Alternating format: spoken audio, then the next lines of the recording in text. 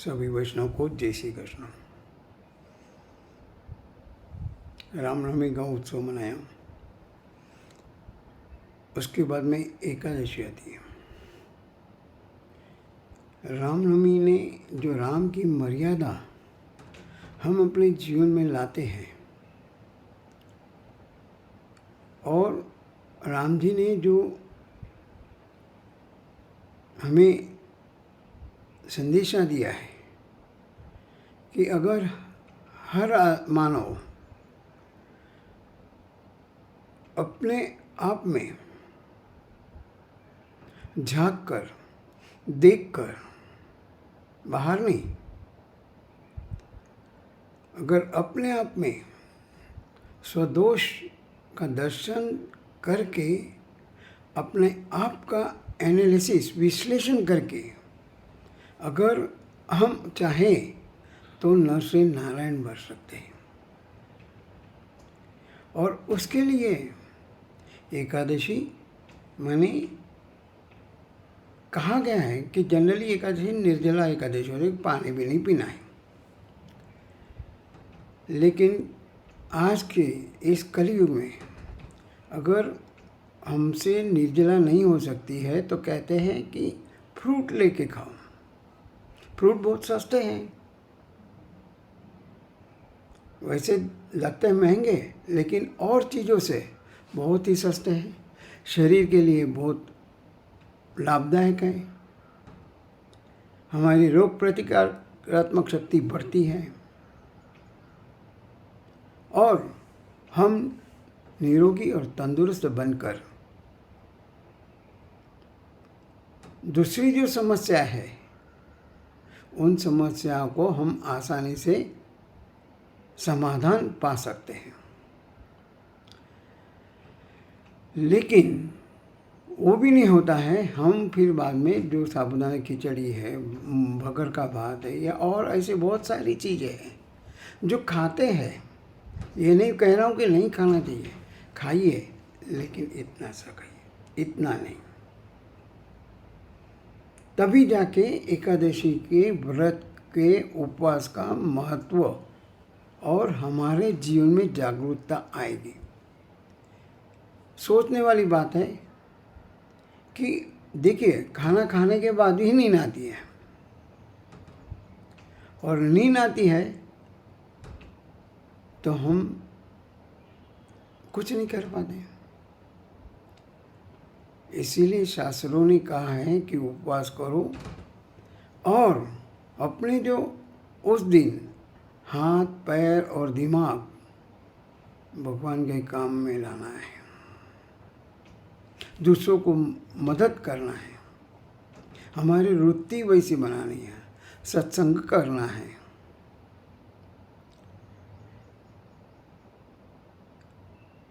जब तक ये हम अनुभव नहीं करेंगे तब तक हमारा विकास मुश्किल है। एक बार क्या होता है कि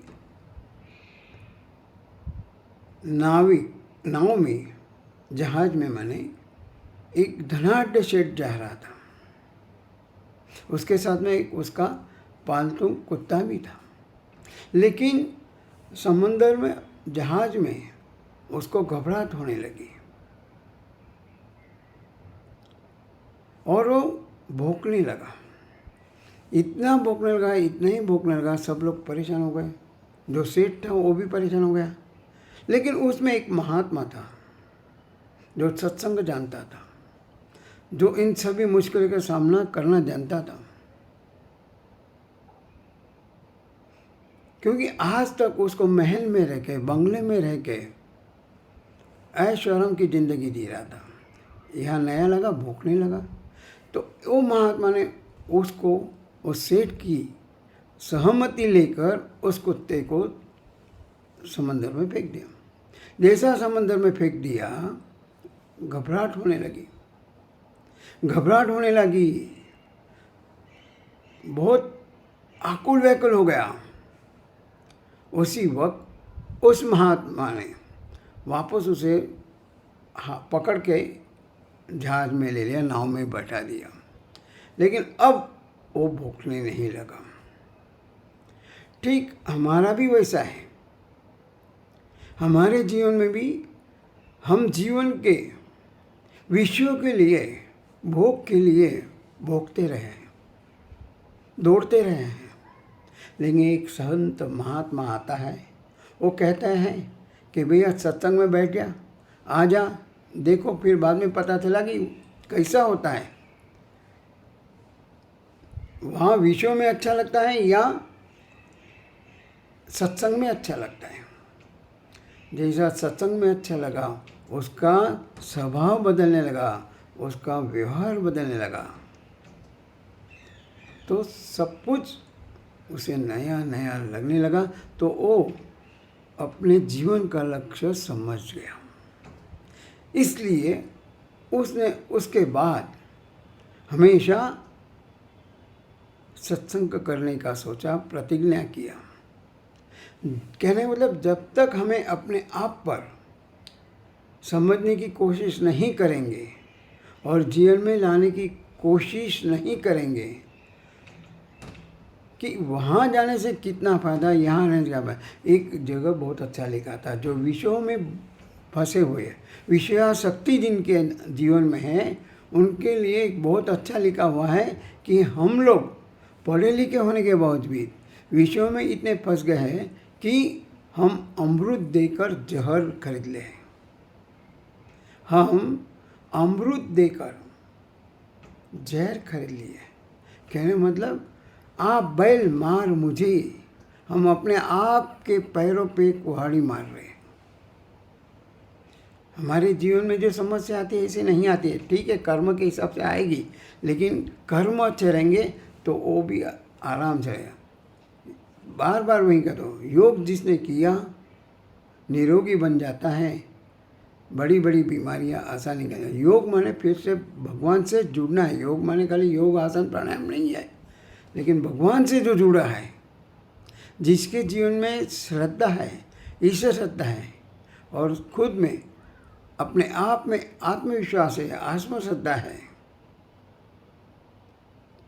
तो मुश्किलें तो हर एक के जीवन में है। जैसे रात दिन, सुख दुख, यश अपयश, ये सब है, वैसे